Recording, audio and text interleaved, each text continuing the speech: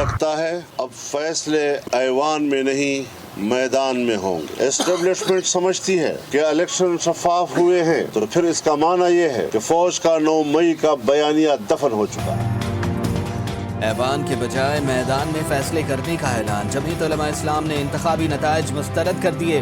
कारकुनों को तहरीक के लिए तैयारी की हिदायत। नवाज शरीफ को भी अपोजिशन में बैठने की दावत। इलेक्शन कमीशन एस्टेब्लिशमेंट के हाथों यरगमाल बना रहा। फजलुर रहमान की धुआंधार तकरीर। नामजद वजीर आजम शहबाज शरीफ को वोट ना देने का फैसला। रहनुमाओं से इनकलाबी तहरीक के लिए राय तलब। मरकजी मजलिस उमूमी को सिफारिश की है कि वो जमीयत की पार्लिमानी सियासत के बारे में फैसला करे कि जमीयत मुस्तकिल तौर पर पार्लिमानी सियासत से दस्तबरदार हो और अवामी जद्दोजहद के जरिए एस्टेब्लिशमेंट की मुदाखलत से पाक माहौल में अवाम की हकीकी नुमाइंदगी की हामिल असम्बलियों के इंतखाब को मुमकिन बनाया जा सके। बढ़ गए हैं जी, लेकिन लाडलेस बढ़ेंगे तो लाले भी पड़ेंगे। तो लाडलों में क्या आपके ख्याल में, ये अच्छा जुमला है, लेकिन लाडलों में PMLN भी शामिल हो गई है आपके? जी बिल्कुल है, किसी दर्जे में है। उनको भी अपना कद बता दिया है कि मियां साहब का ये कद है, आपको ये सीट हमने दी है, आप नहीं जीते हैं।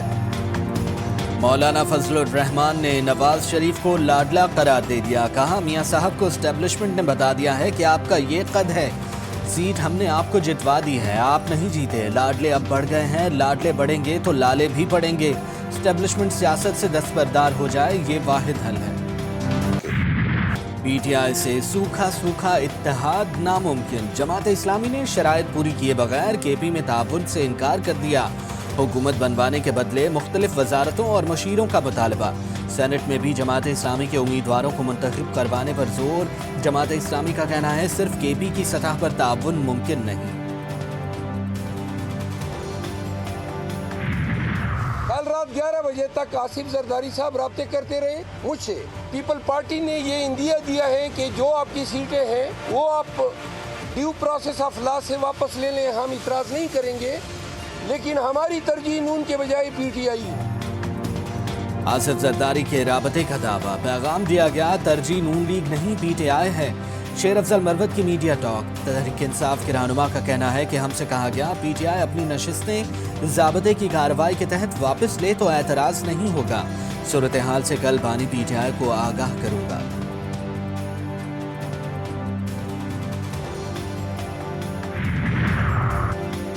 शेर अफजल मरवत का दावा। बचगाना फैसल करीम कुंडी कहते हैं शेर अफजल मरवत कॉमेडी शो तो कर सकते हैं, संजीदा सियासतदान नहीं बन सकते।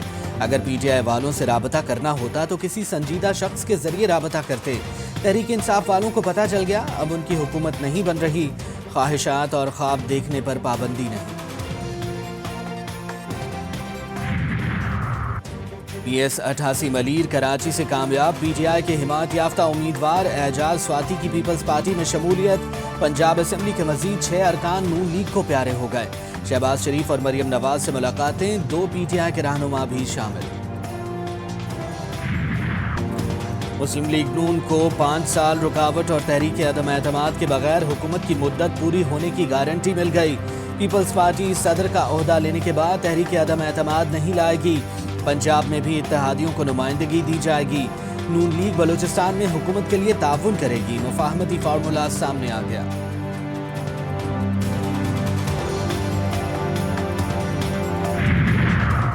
वफाकी काबीना में इब्तदाई तौर पर 25 वज़रा लेने का फैसला। MQM को 3 से 5 वजारतें दिए जाने का इम्कान। दीगर इत्तेहादियों को भी मुनासिब हिस्सा मिलेगा। मरियम औरंगजेब, ख्वाजा आसिफ, हसन इकबाल और अता तारड़ के नामों पर गौर। स्पीकर कौमी असेंबली के लिए पीपल्स पार्टी से मुशावरत होगी।